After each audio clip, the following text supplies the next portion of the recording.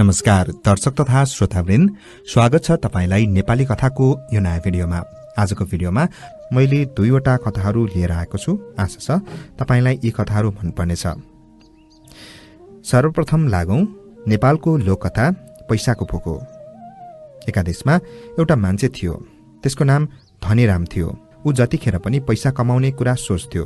आफू काम गर्दैन थियो, काम गर्नेलाई जस्तो तस्तो खान लिन्थ्यो।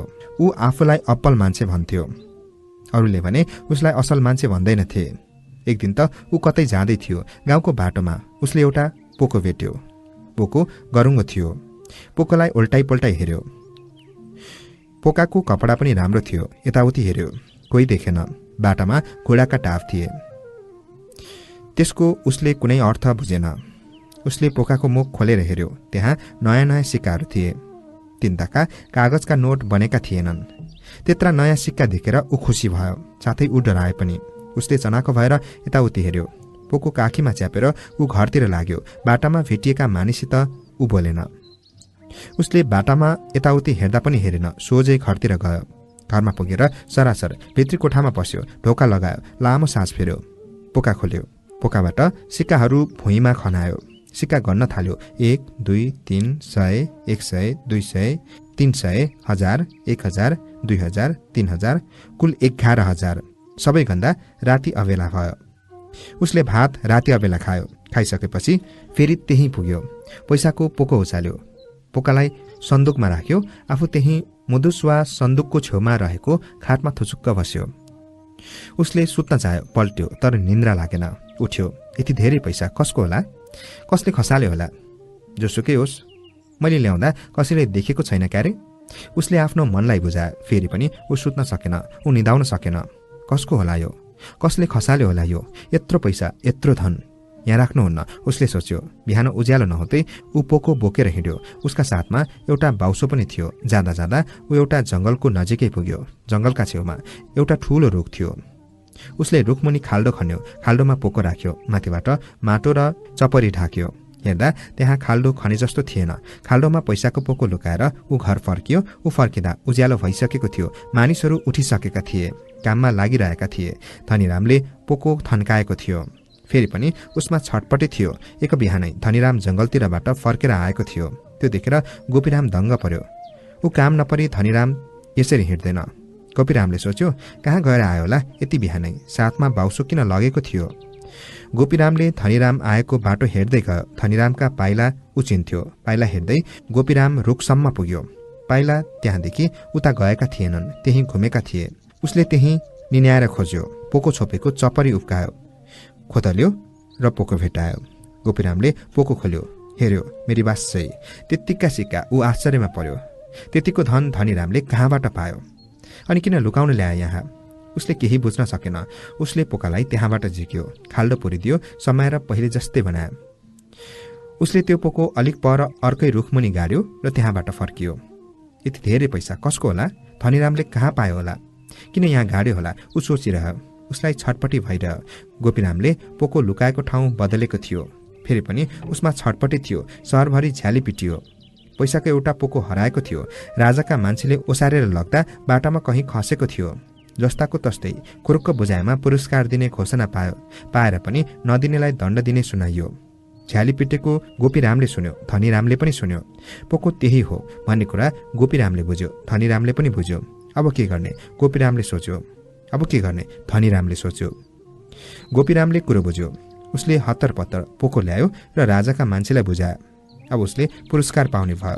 उता धनीराम राजाका मान्छे कहाँ पुग्यो। उसले पोको आफूले पाएको बतायो। आफूले भुइँमा गाडेर राखेको बतायो। राजाका मान्छेहरू जिल्ल परे। धनीरामका साथ गए। धनीरामले खाल्डो उदिन्यो, तर त्यहाँ पोको थिएन। राजाका मान्छेले झुकायो भनेर धनीरामलाई जेलमा हाले। गोपीराम पुरस्कारको पोको लिएर घर फर्कियो। यो रहेको थियो कथा पैसाको पोको। लागौं अर्को लोककथातर्फ। यो भने फिलिस्तिनको लोककथा रहेको छ। कथाको शीर्षक सुख। धेरै समय पहिलेको कुरा हो। फिलिस्तिनमा एकजना दमाई बस्थ्यो। त्यसको नाम मुसा थियो। मुसा एकदमै गरिब थियो। उसको एउटा सानो छुप्रो थियो। त्यही पनि भत्केर भताभुङ्ग भएको थियो। ऊ सधैँभरि दुखी भइरहन्थ्यो। दुःखको कारण ऊ जति बेला पनि हडबडाइरहन्थ्यो। साना साना कुरा पनि उसले सहन सक्दैनथ्यो। यहाँसम्म कि अब चाहिँ उसलाई आफ्ना छोरीहरूको आवाज सुन्दा दिक्क लाग्न थालेको थियो। उसका छोरीहरू बुबाको व्यवहार देखेर दिक्क भएका थिए। एक दिन घरमा स्वर मचिरहेको बेला मुसा हट बनाउँदै गाउँको पण्डितकोमा गएर भन्यो, मेरो जीवन दुखैले भरिएको छ। रात दिन मेहनत गर्छु तर दुःख जिउका त्यो भइरहन्छ। सानो झोपडी छ जहाँ मेरा छोरीहरू सधैँ स्वर मचाइरहन्छन्। मलाई एकछिन पनि शान्त र सुख मिल्दैन। कसरी सुख मिल्न सक्छ? कृपया मलाई कुनै उपाय बताइदिनुहोस् न। पण्डितले केही सोचे झैँ गरी भन्यो, एउटा बिरालो पाल न। मुसाले आश्चर्य मान्दै भन्यो, तर बिरालाले झन् धेरै ठुलो स्वर मचाउँछ त। पण्डितले जङ्गिँदै भन्यो, म जे भन्छु तिमी खुरुखुरु त्यही गर। मुसाले बिरालो पाल्न थाल्यो। वास्तवमा त्यही भयो जुन कुराको उसलाई डर थियो। बिरालो रात दिन झोपडीमा म्याउ म्याउ गरेर कराइरहन्थ्यो। अब त स्वर झन चर्को भयो। मुसाले पण्डितकोमा गएर भन्यो, ठिकै छ। पण्डितले टाउको हल्लाउँदै भन्यो, अब एउटा कुकुर पाल। मुसा पण्डितको कुरा सुनेर अक्क नभक्क भयो। कुकुर पालौं?